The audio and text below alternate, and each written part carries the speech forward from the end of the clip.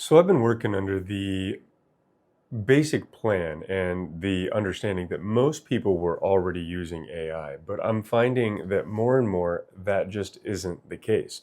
So I figured I would go ahead and show you how I'm using AI in my daily life and how it helps my productivity, my planning session, and my sales. I think we'll dig into that now.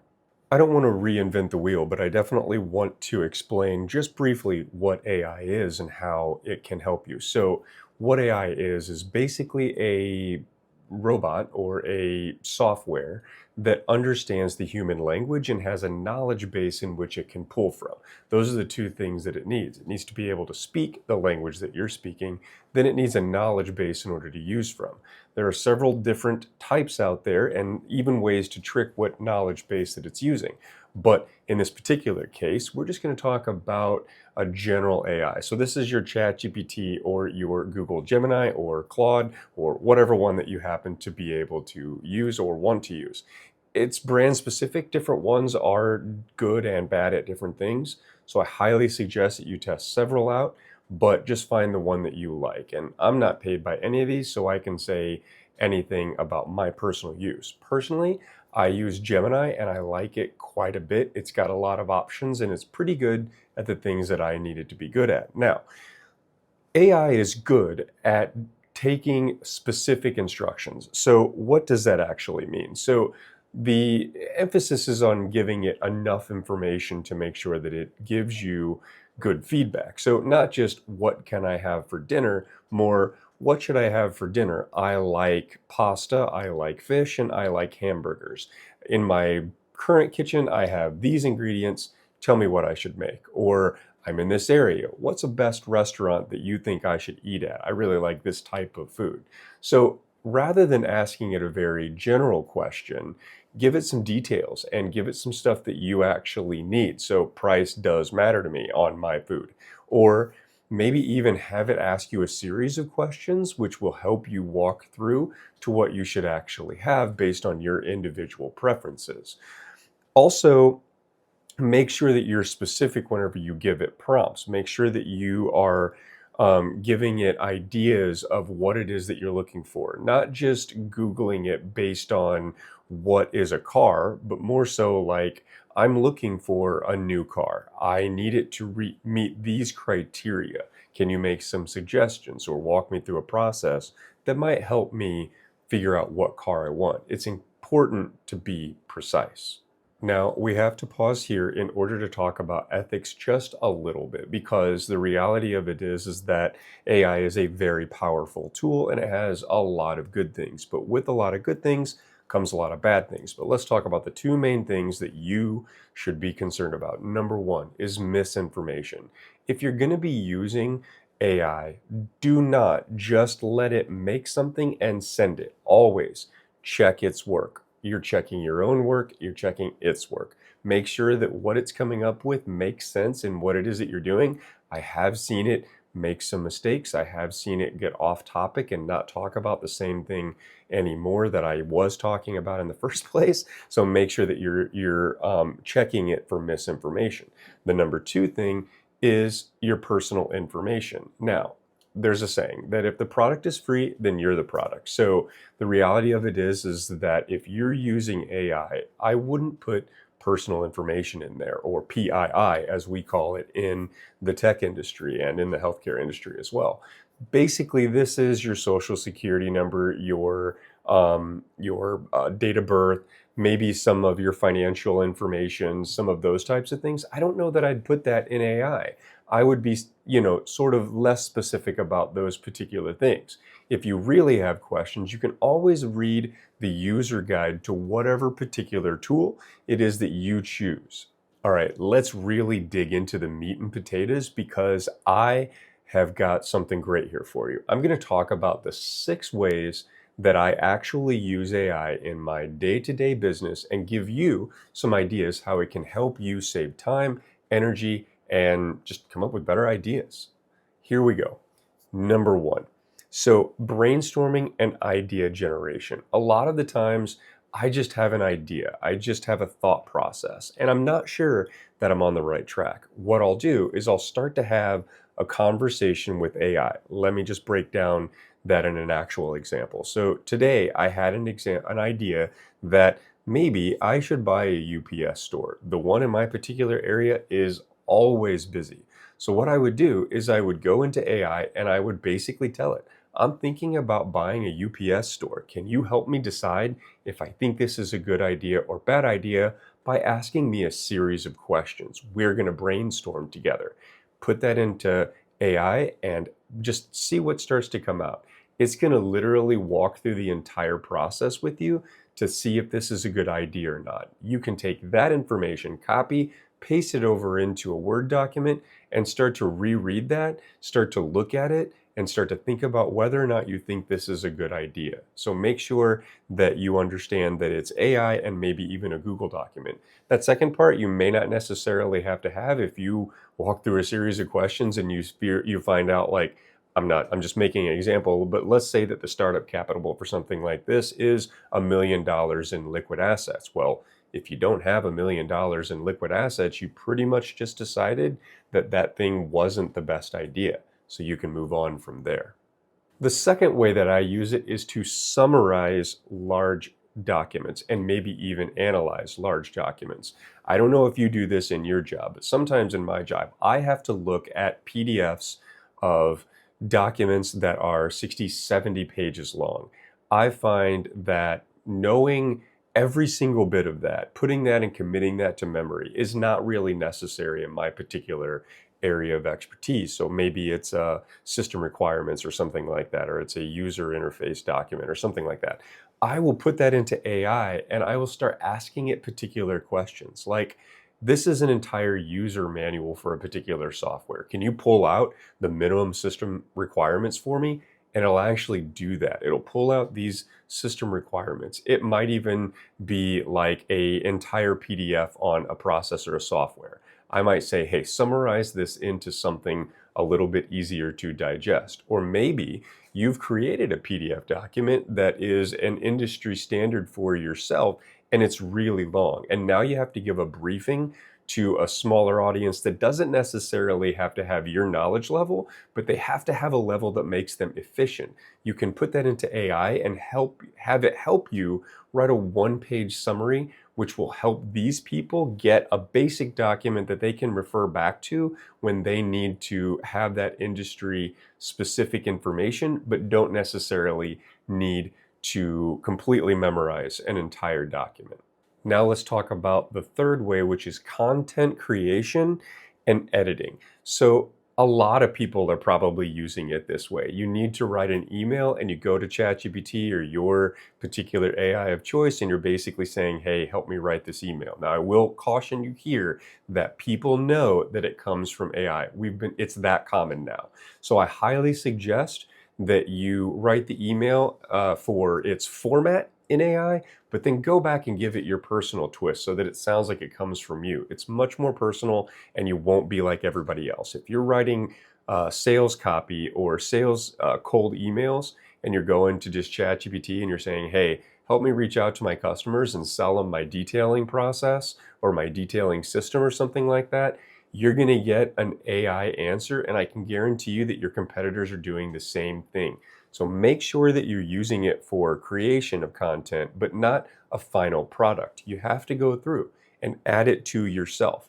AI is getting better and better at creating graphics, but I will tell you that sometimes these graphics have particular elements that don't necessarily play to the right physical aspect of the world. People will be in weird positions or they'll be holding something strangely. So if you're okay with that, that's perfectly fine. It doesn't have to be perfect to send it out to social media. But if you are interested in perfection, I highly suggest that you get ideas and concepts from AI and then hire a professional or do it yourself to get the overall final product done yourself. Okay, number four is that was 8. Number 4 is a really easy one. It is just translation completely. So I'm in the insurance world and I have a few people in the insurance world in my book that English is their second language. One of them speaks Chinese, the other one speaks Spanish. I have a few of the Spanish language. I use it sometimes to send over complex documents so that they can actually understand what it is that they're looking at, and then maybe even write summaries of these complex documents and then write it into their language so they can have an easier time of understanding it. It might even be simply write an instruction on how they can DocuSign something. They generally can understand this from a regular level, and they do speak some English, but it might be a lot easier for them if it was in their actual language. So don't be afraid to ask AI to do some accessibility stuff, to help you turn it into a language that maybe somebody else speaks, or maybe it's in another language and you need to turn it into the language that you speak. Now, reading it out loud, AI isn't fantastic on this. At least I don't use it for that faction right now, but I do make it have it make summaries and even audible summaries or video summaries of some of my coaching sessions. So it's absolutely capable of boiling things down into a video or audio section for yourself. The fifth way, again, that was 10. The fifth way that I use this actually is with some larger document analyzation. So sometimes I'll walk you through a process. So when I was first starting my coaching business, I basically had AI do a deep dive on some of the most successful Dave Ramsey coaches out there. And I basically ended up with like a 65-page document, which was essentially a workbook that I created in order to start my coaching business. Then I put that 65-page document into a AI again, and I said, what's missing? And we added the pieces that was missing. Now I have 75 pages. So that was 75 pages, but not many people are actually going to read 75 pages as far as a document on how to start your entire coaching business. So I decided to do some document analysis. Basically, I said, look at this 75 pages and create a much more condensed workbook with step-by-step guides on how to do this business. And the main point was basically just to help myself and other coaches that are out there.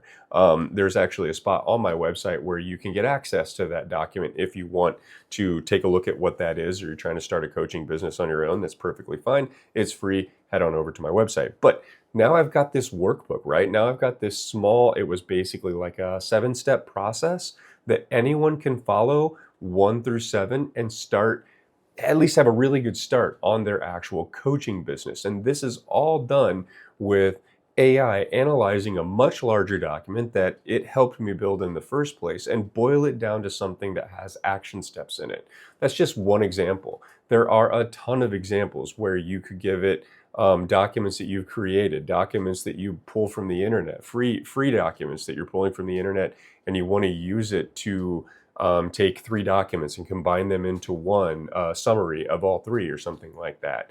So it's extremely good at boiling down information for you. And the last one that I use it for is just a simple question and answer session. I might ask it to walk me through some question and answers in order to brainstorm on something, in order to decide if I want to do this or don't do this. So as we speak, I'm thinking about buying a used Tesla. I spend a lot of money on fuel getting from places, and between you and I, and now the entire internet, my current car is just approaching end of life. I drive a 2006 Chevy Trailblazer, and I absolutely love that car, but it's just causing me to work on it all the time, and I think it's just getting up there in age and mileage, and I might have to do something different. Now, I'm not necessarily a huge proponent of the EV vehicles and, how they react, but I will tell you, I'm a huge proponent of saving money and working finances in my own direction. And I'm finding that really this particular vehicle is a very good option for me, could be a really good option for me and my wife, who drives about the same distance as I do. And basically what I did was I went to AI, I started a live session. If you're not doing live sessions, this is like a very starter version of Jarvis from the Iron Man movie. So I have Google Gemini downloaded to my phone. You can do a live session where it's really just a conversation back and forth. And I basically just started at asking questions and said, I'm thinking about buying a used Tesla, maybe from the year 2018, but let's walk through the entire process. Give me some questions that we can just walk through this one step at a time and see if we can actually figure out if a used Tesla is the right version of me. Don't know what to actually ask yourself? That's okay. Just ask AI. Say, look, I'm not sure. This might be a good idea. It might not be. Walk me through a series of questions and let's see if it is a good idea. AI is very, very good at these types of a situation. It can help you decide if it may be a good thing or a bad thing. Now, I want to pause because I don't want AI to make all the decisions for you. Actually, there's an interview out there with Sam Altman, one of the creators of ChatGPT, and one of his fear scenarios was that we will lose the ability to actually make decisions on our own. We'll start to rely on ChatGPT for basically everything, and we super do not want this to happen. So I don't want you to start asking ChatGPT or Google Gemini all of your questions, but I certainly want you to go through and see if you can get some help from it. Have it walk you through some stepping processes and see if maybe it's a good idea or a bad idea. So that was the 6 things that I use AI for and in my business and in my productivity level. Now, I hope it really helps. I truly does. Now, there are 2 things that I want to tell you about. Call to action time here. Number 1, if you're not subscribed already, I super appreciate that. I'm trying to grow this channel so that I can grow my reach. Number 2, and this is upcoming, I've got a school community that I am working on, and it's going to be growing. It's going to be a paid for service to where there's going to be access to special videos, access to question and answer sessions, and all kinds of things. And then number 3, I actually do coaching for a living. I do business strategy and financial coaching all of the time. If you could use some help in particular areas of your business, primarily in sales or conversation based or system based, I'd love to help.